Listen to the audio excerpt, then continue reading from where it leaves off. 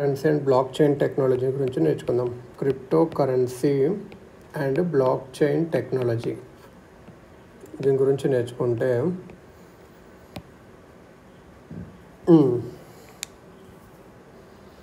Crypto currency or blockchain technology ఏంటంటే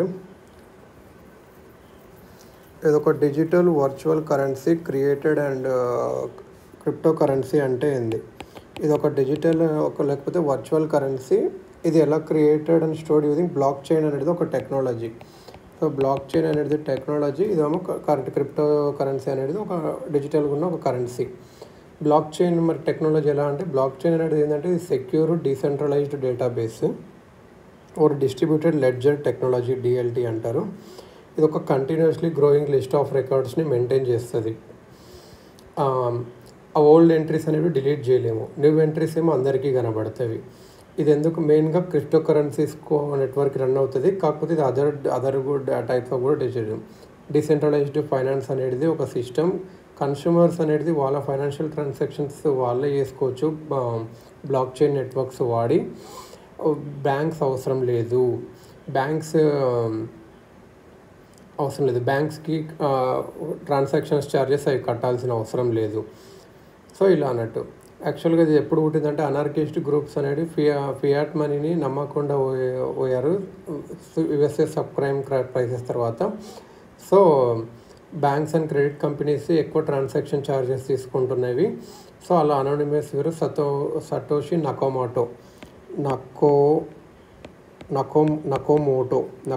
Satoshi Nakamoto అనేటానే 2009లో ఇది bit coin అనే ఒక క్రిప్టో కరెన్సీని లాంచ్ చేశారు. 21 మిలియన్ బిట్ కాయిన్స్ ఉన్నవి.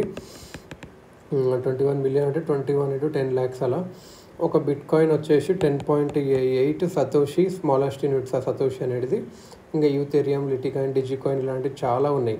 ఈ హాట్ వాలెట్, కోల్డ్ వాలెట్ అంటే ఏదంటే, హాట్ వాలెట్స్ అనేటివి ఇంటర్నెట్కి కనెక్ట్ అయి ఉంటాయి ఆన్లైన్ యాప్ లాగా. కోల్డ్ వాలెట్స్ అంటే పెన్ డ్రైవ్ లాగా ఇంటర్నెట్ కనెక్ట్ అయి ఉండవు.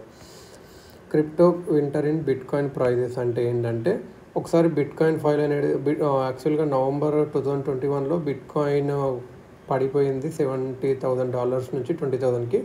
చాలా లాస్ అయింది కాబట్టి దీన్ని క్రిప్టో వింటర్ అని అంటారు అంతే. క్రిప్టో కరెన్సీని ఎలా ఆబ్టైన్ చేయొచ్చు అంటే 3 విధాలుగా. ఒకటి, mining of the blockchain using powerful computers వాడి మైనింగ్ చేయొచ్చు. దీంట్లో నెగిటివ్స్ ఏంటంటే, ఇది గ్రాఫిక్స్ గ్రాఫిక్స్ కార్డు కావాలి కంప్యూటర్స్కి. దానివల్ల చాలా ఎక్కువ ప్రైస్ పెంచారు దాన్ని. Graphics card demand and price హక్కు. ఈ వేస్ట్ జనరేషన్ అయింది. థర్మల్ ఎలక్ట్రిసిటీ అని మనకు తెలుసు, థర్మల్ ఎంత CO2 అవుతుందో తెలుసు. ఇరాన్ పీపుల్ ఎక్కువ మంది ఏం చేశారు అంటే, కరెంట్ కోసం అంత జనరేటర్స్ అవి వాడారు అన్నట్టు. సో ఇరాన్ బ్యాన్ చేసింది. Selling goods and services to a miner. ఒక మైనర్ ఎవరో ఉంటాడు, వాడికి గూడ్స్ అమ్మి మనం అక్కడ ఆ బిట్ కాయిన్స్ తెచ్చేసుకోవచ్చు, క్రిప్టో కాయిన్స్ తెచ్చేసుకోవచ్చు. బిట్ కాయిన్ వ్యాలెట్స్కి ఒక పబ్లిక్ అడ్రస్ ఉంటుంది, లైక్ ఈమెయిల్ లాగా. ప్రైవేట్కి ఉంటుంది password. Unlike Paytm wallet possible to create bitcoin wallet with phone number లేకుండా, ఈమెయిల్ ఐడి లేకుండా క్రియేట్ చేయొచ్చు. సో ఇది ట్రేస్ అవ్వడానికి డిఫికల్ట్. ఇది నార్కోటిక్స్కి అట్లా వాడచ్చు. గవర్నమెంట్కి GST రాదు. ఇంకోటి ఏంటంటే, exchanging legal derivative to buy crypto currency. అంటే మనం డాలర్స్ ఇచ్చేసి వాళ్ళ దగ్గర క్రిప్టో కరెన్సీ తీసుకోవచ్చు, మనీ ఇచ్చేసి ఇలా. దీనివల్ల ప్రాబ్లమ్స్ ఏంటంటే, చాలా ఎక్స్చేంజ్ రేటు పోతుంది. ఫారెక్స్ డీలర్స్ అనే వాళ్ళు forex dealers have to register with RBI చేయాలి. ఇలా చాలా రూల్స్ ఉంటాయి. దీనివల్ల లాసే అన్నట్టు.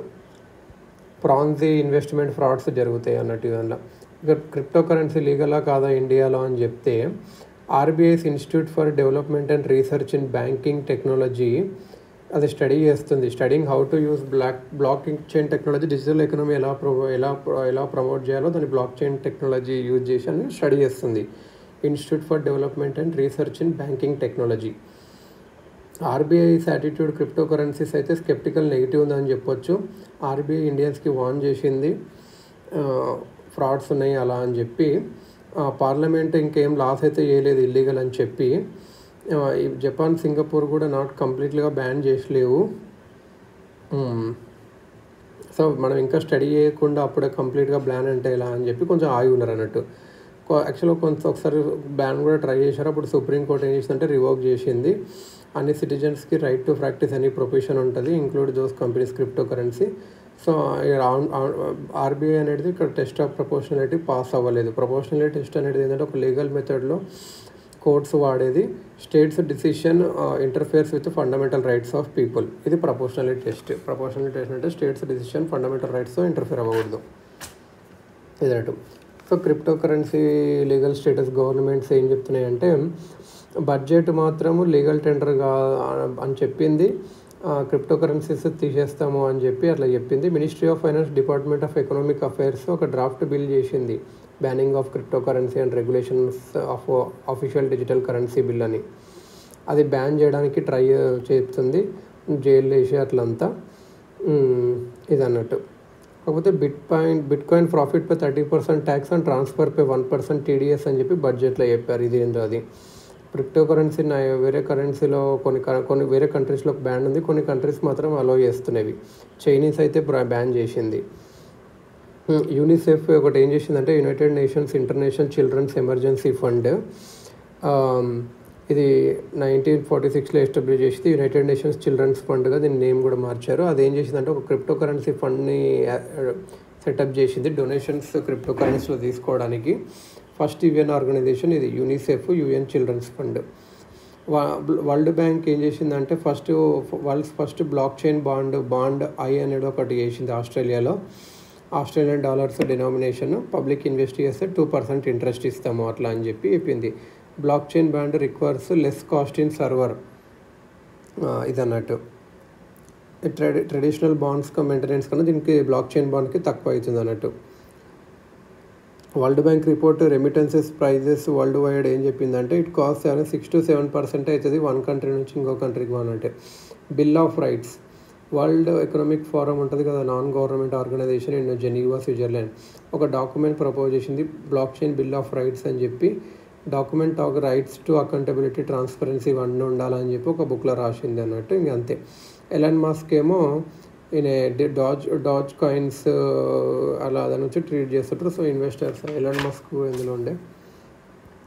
బిట్ కాయిన్ మౌనింగ్ కౌన్సిల్ అంతా నాట్ ఇంపార్టెంట్. ఎల్ సాల్వడోర్ అనేది బిట్ కాయిన్ అక్కడ లీగల్ టెండర్గా చేశారు. మన యాక్చువల్గా ఇది అన్నట్టు బిట్ కాయిన్స్ ఒక చరిత్ర ఇది. ఇప్పుడైతే మన ఇండియాలో లేదు ఇది. స్టేబుల్ కాయిన్స్ అనేది ఒక crypto currency whose prices hiked by reserve asset like gold. Stable coin అంటే ఏంటంటే అది కూడా ఒక టైప్ ఆఫ్ క్రిప్టో కరెన్సీ, దేని ప్రైజ్ అయితే backed by reserve gold, dollar అట్లా అన్నట్టు. స్టేబుల్ కాయిన్ ఏంటంటే money laundering, terror financing, lack of consumer protection, financial frauds ఇలా ఉంటాయి. స్టేబుల్ కాయిన్స్ ఫేస్బుక్ది లిబ్రా.